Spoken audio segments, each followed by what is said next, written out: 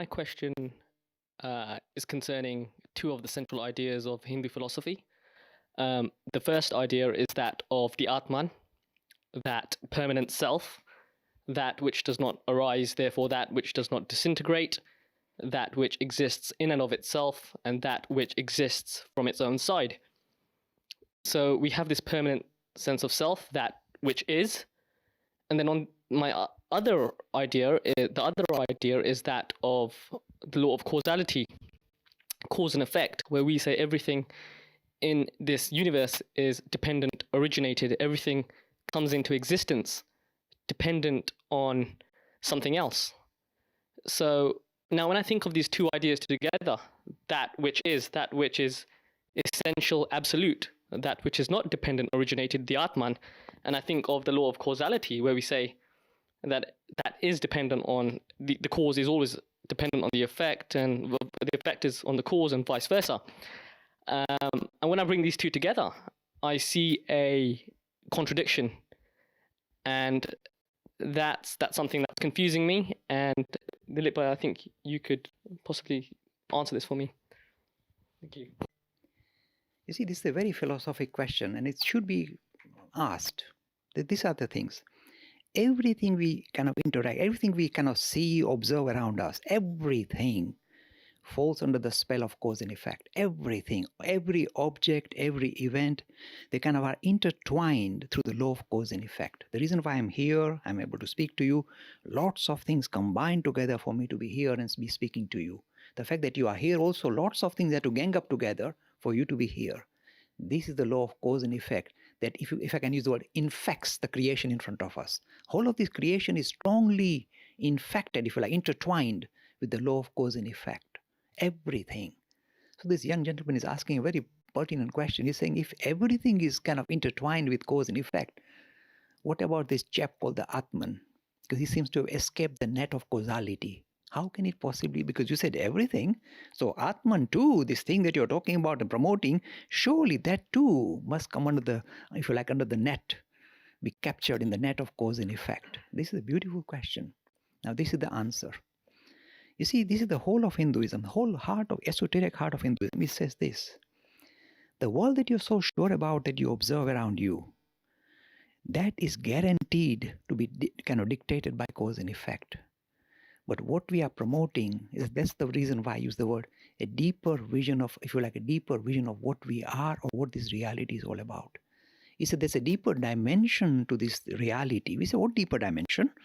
We say the world that you are so sure about, this empirical world, this world that can be verified with sense data, underpinning that, something is dramatically different that underpins this reality. And that underpinning is not controlled by cause and effect. We say, this is terrible. He's escaped. And this is the whole idea of the spirit. The spirit cannot be snared by any network. It defies being captured. Intellectually, through various articulation, through linguistic, it defies being kind of captured. And the law of cause and effect are not able to influence it at all. Doesn't get. You say, but how can that be? In the beautiful way the Hindus explain, if you like, it's like a trick, you might say, but it's a beautiful way. This is how it says. It's underpinning this reality that you are so sure about is something dramatically different that remains crucially invisible. You say, invisible? Oh yes, it remains crucially invisible, and yet it is underpinning to this reality that you are so sure about. I can see you, you can see me, we can touch each other, everything is so sure and clear cut. But underpinning this, something is there which is guaranteed to be invisible. That's invisible, you have to live with invisible. Yes, that's underpinning. And that, how can you be sure about it? The only way you can verify this underpinning that we talk about is the spirit. And the two Sanskrit terms that spring out to explain the word spirit, when you individualize it, you call it Atman. When you don't individualize and say it's underpinning to the whole of this creation, including you, we call the word Brahman.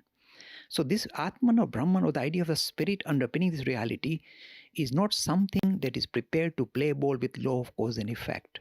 But you said, Mr. Lakhani, you said that's underpinning, so that's the cause of this creation, so there's a cause and effect link there already.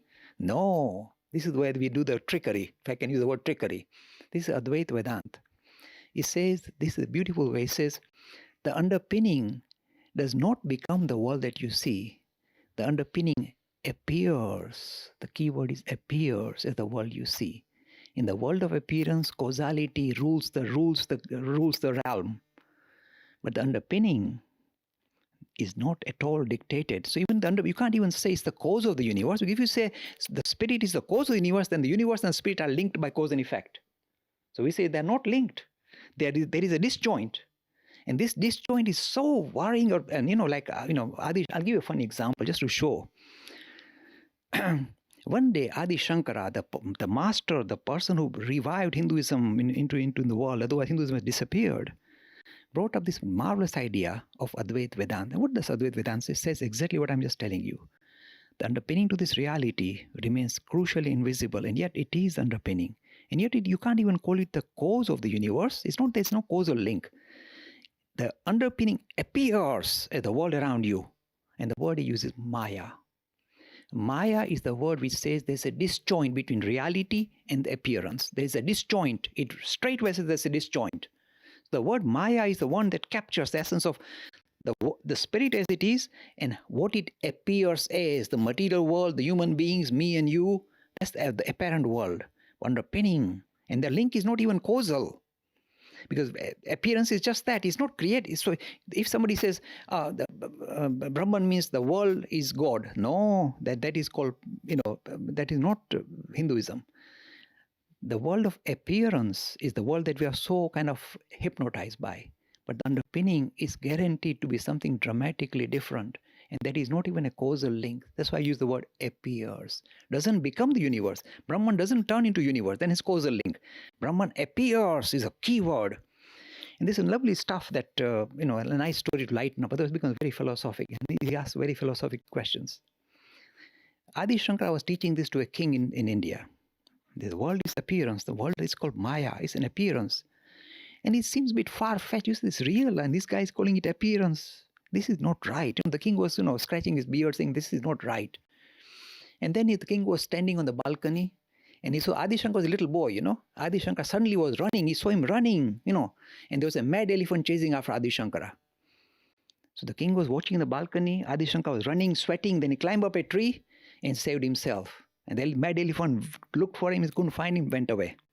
And Adi Shankara, wiped the sweat from his brow and came down the tree. And the king was laughing his head off. He said, Shankara, you were just giving this high philosophy. This is the world of appearance. Why were you running? And the answer that came from Adi Shankara is the height of philosophy.